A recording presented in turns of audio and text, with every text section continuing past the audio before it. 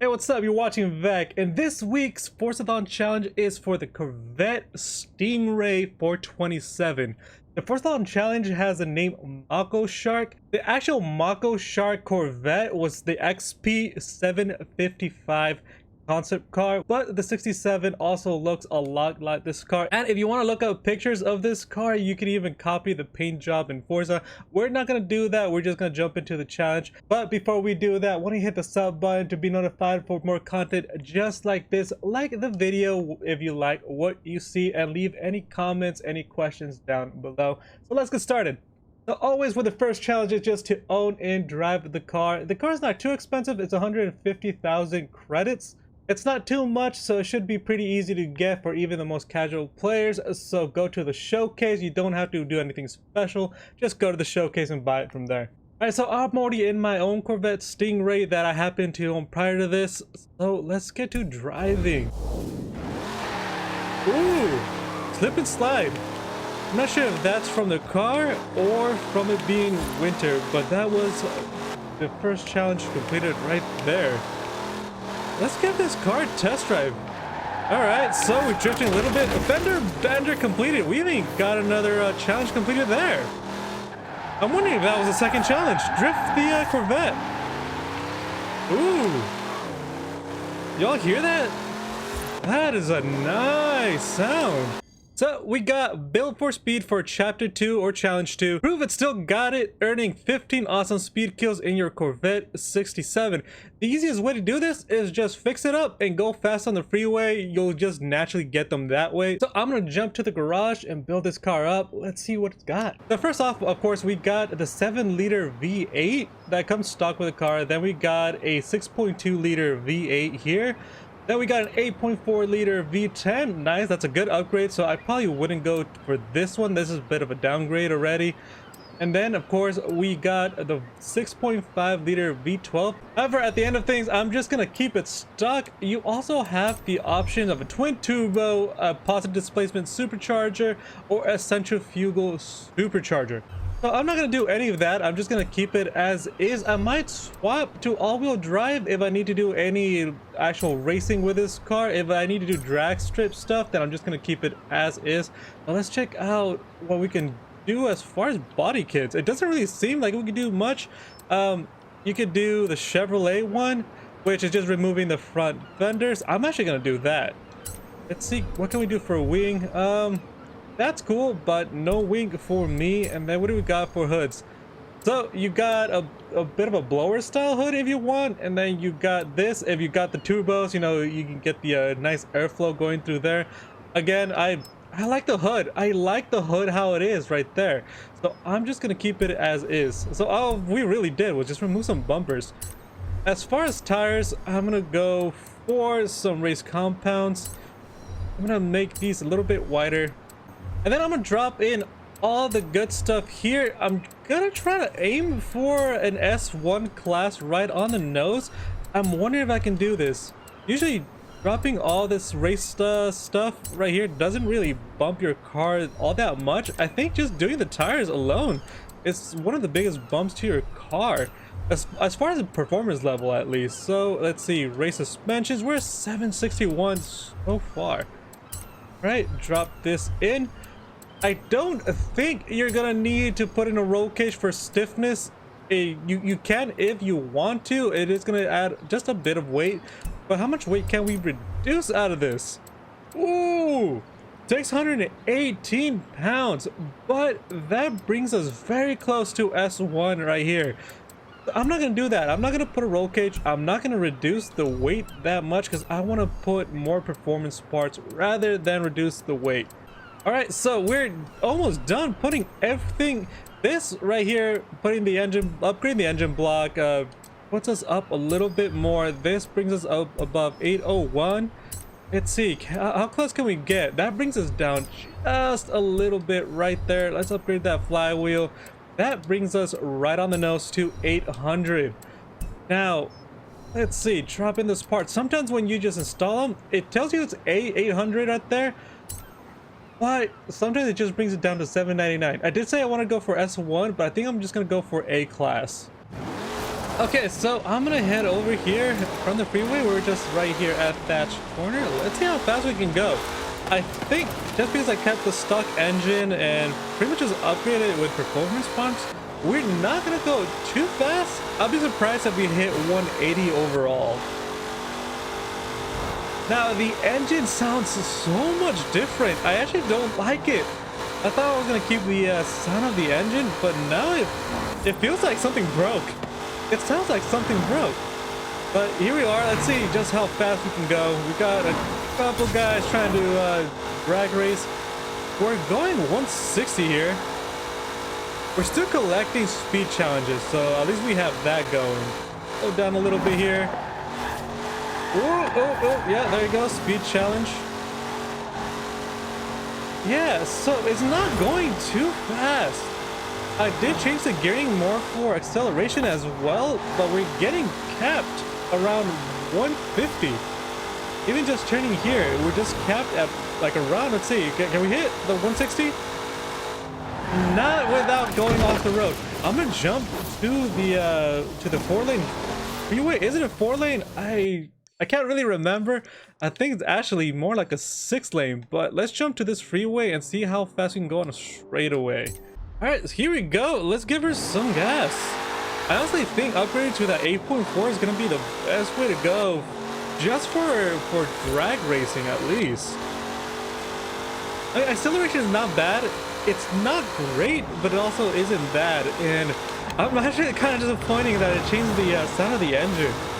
I almost want to just downgrade this car back down to just stock, just for that sound. And yeah, we're struggling to just stay past 160. Like after that, we slowed down so much. It took quite a bit to get to 170 now. That's kind of it. That's all we're getting. I think I'm actually gonna have to upgrade it. Maybe dropping the turbo or even dropping a supercharger might actually do it. You know what? That's what I'm gonna do. I'm gonna drop a supercharger in this. Let's see if dropping a supercharger gives me that sound, that roar back. So let's do that. So just for the hell of it, I actually dropped in that 8.4 V10 and a supercharger to boot. Upgraded all the parts including the supercharger, and just to show you the difference right now. So we were initially sitting at a class A with a level of 800 performance, sitting with 544 horsepower and weighing 3.2 thousand pounds. So now we cut that down by almost 500 pounds, doubled the horsepower, and are now sitting at an S1 887. I couldn't get it to 900. I think probably upgrading to the V12 or even swapping to an all-wheel drive, we could probably get an easy 900 performance level out of this. But right now I'm just gonna apply this, do some bit of a quick tune, and hit that freeway again just to see if we can hit at least 200 miles per hour in this thing. Well, it's not a 427 anymore, but let's see just how this car goes. Ooh, the sound is even worse. Ooh, if anything, for sound, this car does not have it anymore. I think stock, if you want just the sound. But we are already at 180 super easily. It's gonna break, yeah, it just broke 200, but I'm wondering if it's gonna break like 220. I almost feel like this car should easily break 220. We're getting there. Yep, there it is. 220. All right, I want to pay attention to acceleration here. Let's see how it is. That is super quick though. That is super quick. It's just that the car sounds broken. It just sounds like something in there, like somebody didn't change the oil, like something's going on with this car. Is it supposed to sound like this? I do like the bridge sound though. It sounds like one of those kaiju calls. Not gonna lie, it sounds like a kaiju inside of a tunnel. So these are some kind of saving grace as far as sound goes. But other than that, just outside of the tunnel, like I personally don't like it. If y'all like it, then I mean, man, get this car.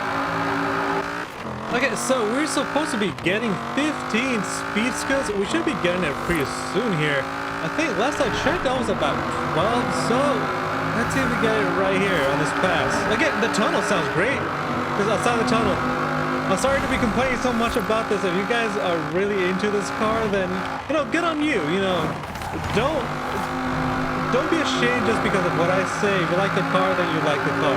That's all that matters. But for me, it's just the sound was not my thing. But there it is, build for speed done. That's our 15 speed kills completed. Now stopping this car. A little bit more brake pressure probably. So let's check out the next challenge. So chapter 3, not too hard. It's called Ahead of Its Time, and it is show off the futuristic styling of the Corvette 67 by earning a total of 125,000 skill score.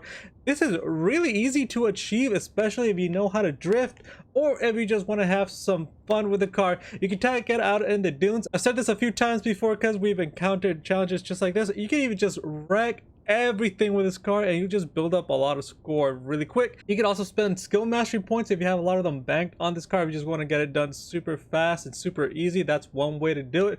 But what I'm thinking I'm going to do is try to drift it here and there, turn off traction control, stability control, and all that, and see if we can drift this car. I think we can, honestly, especially right now that it is winter.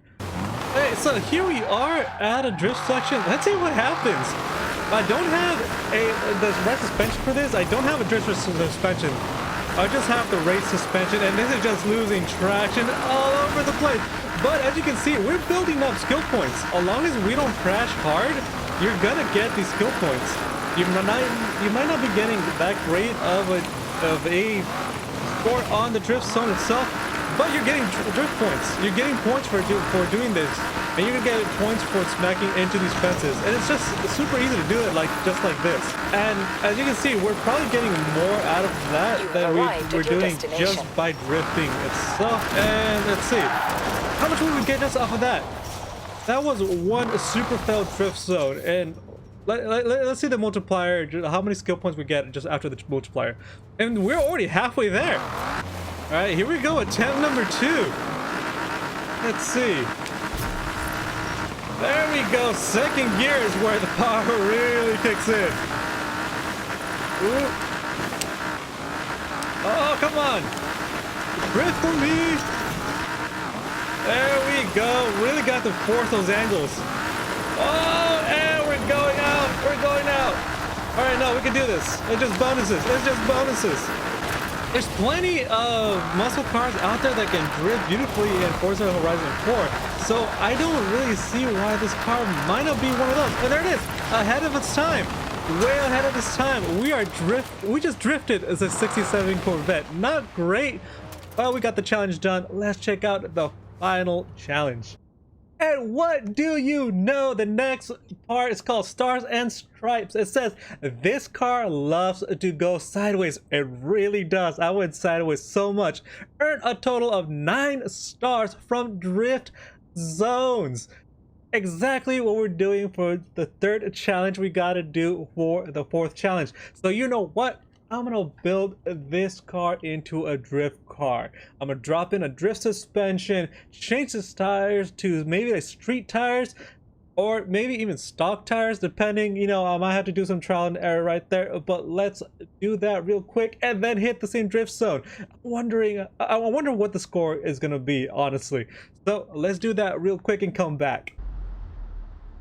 Okay, so I put in street tires and a drift suspension. Let's see how this car is gonna behave. I'm thinking maybe 2nd gear is probably gonna be the best, but let's try 3rd right here. 3rd is just not enough give, but some good control though.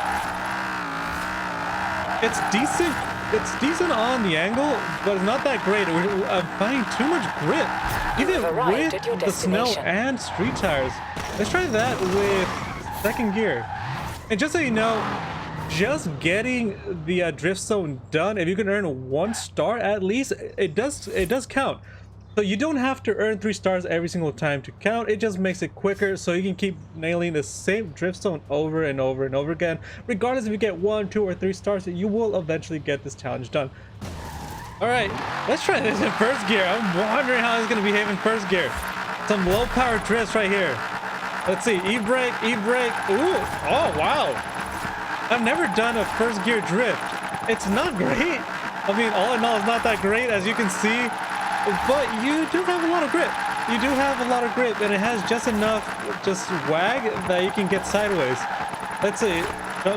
Yeah, second gear right away, but then we start gripping on the straightaway right here. So third gear. Ooh, my boy, third gear. Right here. You have arrived at your destination. Just pushing it. All right. Maybe 2 more passes and we should get this done. Should we jump to a different drift zone? I think we should. Okay, we're super snowed in right here. Maybe that's what's gonna be magic. I think that's what's gonna do it for this car. Let's try it with second gear first, and then we'll jump to the third gear afterwards. Ooh, oh, yeah, snow is just giving it enough grip and slide to make it really nice. Again, straight away, it just kind of keeps going. But with some e-drifting, ooh, yeah. Gentle drifting. Just like the ocean. Actually, the snow even gives it the sound of the ocean. Not quite 3 stars, but we got pretty close. 21,000 more points needed for this. Let's give it another go. That's another 2 stars right there. So let's try it in third gear this time. Let's see how it's going to behave in third gear. I don't think it's going to be enough. It's already... Oh, wait. Ooh. Yeah, come on. We're leaving the road a little bit too much, but right here, oh, third gear too much. Just kept going straight. I kept turning hard, but just to no avail. Could not turn back. Okay, let's keep going. Eee. I think in the snow, second gear is gonna be the best. Ooh, maybe not. Pretty similar score, just 10,000 apart. Or just about 10,000. Let's give it another go. Oh, no, what? But that is Mako Shark completed right there. See, even if you don't do great with drift zones and you have to drift it just because you gotta get the stars means you can just keep going, failing, succeeding, either one, and you'll get it done. It might seem kind of hard, but it's actually pretty easy. Just have fun with it. That's it. Even if you're failing, have fun with it. It's a video game. Have fun. So that is Mako Shark completed. One of the funnest Forzathon weekly challenges that I've had in a while.